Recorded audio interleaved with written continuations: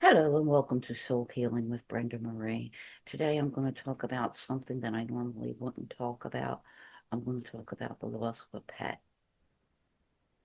That could mean any type of pet, a bird, a cat, a dog, fish, anything. When we lose an animal, a pet that's really close to us, it can be really hard. Most of my life I've owned dogs, so that's pretty much what I'm going to talk about. Just this video is just to let everybody know that you're not alone. Most people have, whoever had a pet, lost a pet in some way or another. This is just to help people get through and to let you know how I got through the loss of my pets. I am 51 years old. I've owned dogs and cats my whole life. I'm going to go into a little bit of what my losses were, just a couple of them. I recently lost my dog, Bella. I'm going to go into that and how I got over that. I'm going to talk about my dog, Fred, because that's really close to me. I'm going to show you how I got over the loss of a pet. First, I'm going to tell you a little bit about Bella. I adopted Bella with my dog, Fred. Bella was my son's dog. She was 5 years old when I adopted her. She wasn't really a love me, touch me dog. She just died this past October. She had a cyst on her neck that was cancerous, and she died in her sleep very peacefully, but still alone. And that kind of bothered me because all the other dogs that I had that were mine did not die alone. They Fred was the other one, and Lily, and they both died with me. Their head was on my chest when they left this world. Um, Bella, she wasn't a love me, touch me dog. And my son he moved out 2 years ago. He was her dog. She kind of went downhill after my son left. She was diagnosed with cancer in 2022. And they told me then to put her down, that she didn't have long to live. I did not put her down, and she lasted almost 2.5 more years. The connection with a dog can be extremely spiritual in a lot of senses. Um, Dogs never leave you. Animals, pets never leave you when they're gone. They they never leave you. And if you can connect with that frequency, I know when you're in the state of loss, it's really difficult to connect with that frequency. But some people see the ghosts of their pets out of the side of their eyes. They know that they're still around them. I know my pets are still around me. For instance, I knew that Bella came to visit because I could feel pressure on my feet when I was laying down, and then Bella always laid on my feet. I knew it was her, that was her with me, telling me that she's okay on the other side. Because I really did feel bad about her death. She was one of the only pets I had that she pretty much died alone.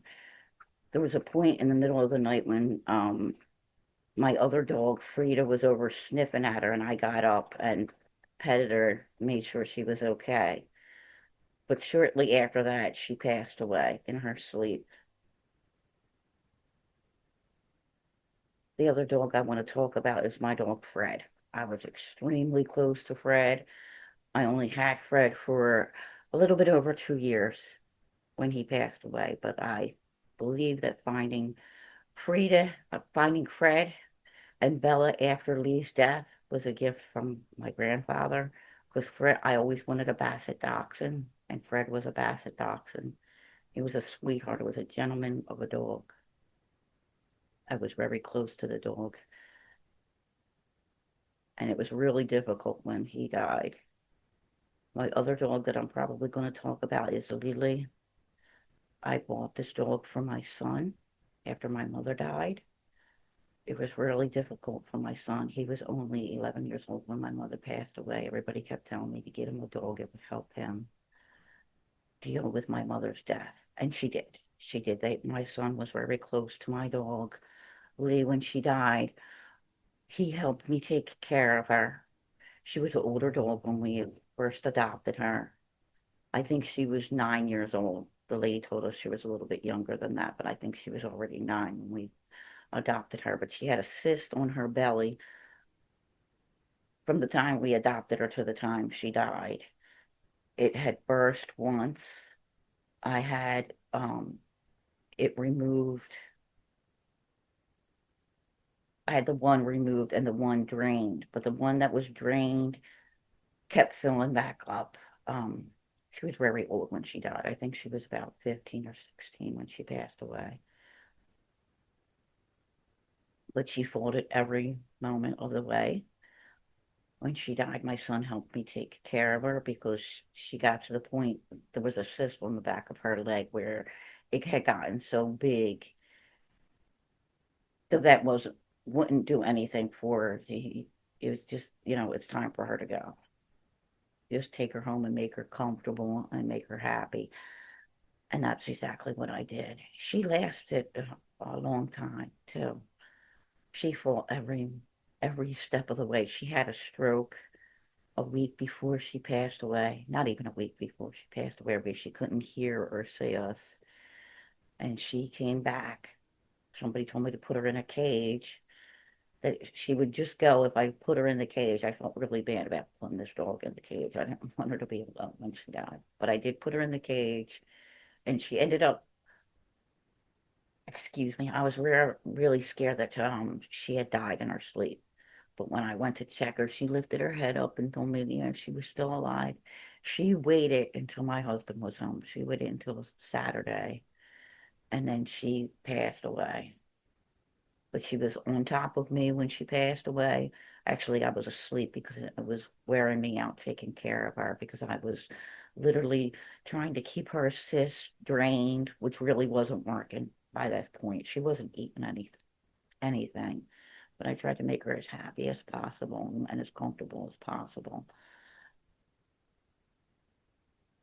I was really worn out from changing the bandage on her cyst, because her cyst had come open and I had to change the bandage every couple of hours, which meant I was getting up in the middle of the night every 2 hours changing the bandage that was on her belly.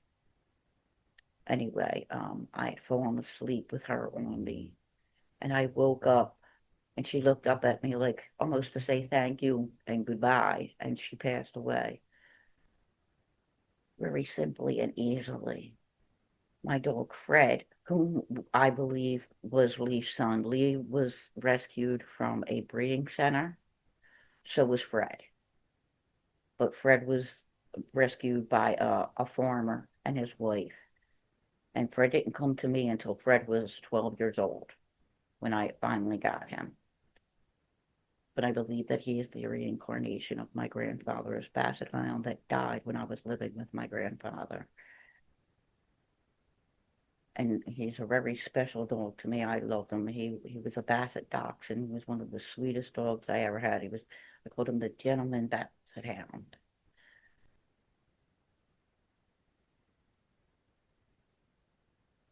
Anyway, that's my story about the dogs that I have lost in my life. But I wanted to let everybody know that they never leave you.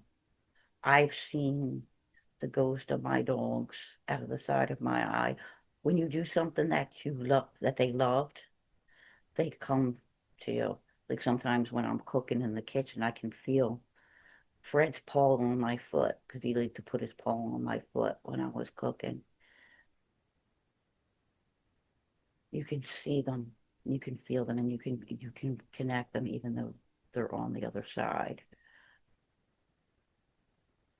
I know that it's really hard when they first pass over to do that, but as time goes by, it becomes easier and easier. And I have a meditation that I want to teach you to help you relax and get into the frequency of your pet, so that you know that they're safe and secure on the other side. Believe it or not, dogs, cats, animals can speak on the other side. I didn't do that until after Fred had passed away. And he came to me to tell me that I was going to get a new pet. and he showed me my pet. He showed me my pet Frida. This is Frida. She's my little sweetheart. She's 3.5 years old. Also a dachshund. I love dachshunds. She's the only one of my dachshunds that is really a dachshund. She likes to bark. She is a barker. All my other dogs were not big barkers. But I want everyone to relax and take a deep breath. Breathe in through your mouth and out through your nose. Relax your whole body. Feel your whole body relaxing. Your shoulders are drooping. Your stomach is relaxing. Relax and connect yourself to the earth. See a light going from your feet down into the earth, all the way down into the center of the earth, connecting to that light. Feel that energy coming back up through your body, up through your feet, your legs, your hips, your stomach, your chest, your neck, your throat, all the way up, all the way up. It goes out through your head, all the way up to the sky, all the way up to space where it connects with Creator, with your soul, with your higher self, whatever you wish to call it. Feel that energy coming back down with into you, into the center of your heart. Think of your pet's name. You can say it out loud. You can call them. Picture them where they are in heaven. I always see Fred as sitting underneath a tree because that's what he loved to do. He liked to sit outside under a tree. He also came to me in a dream to tell me that I was getting free to relax and have a conversation with your pet that's on the other side. See how happy they are. See that they're enjoying things on the other side. Have a conversation with them. Play ball with them. Or if it's a cat, play with it, pet it, love it, let it kiss you. Feel, sense that it's okay. Sense that they're always with you, they're always surrounding you.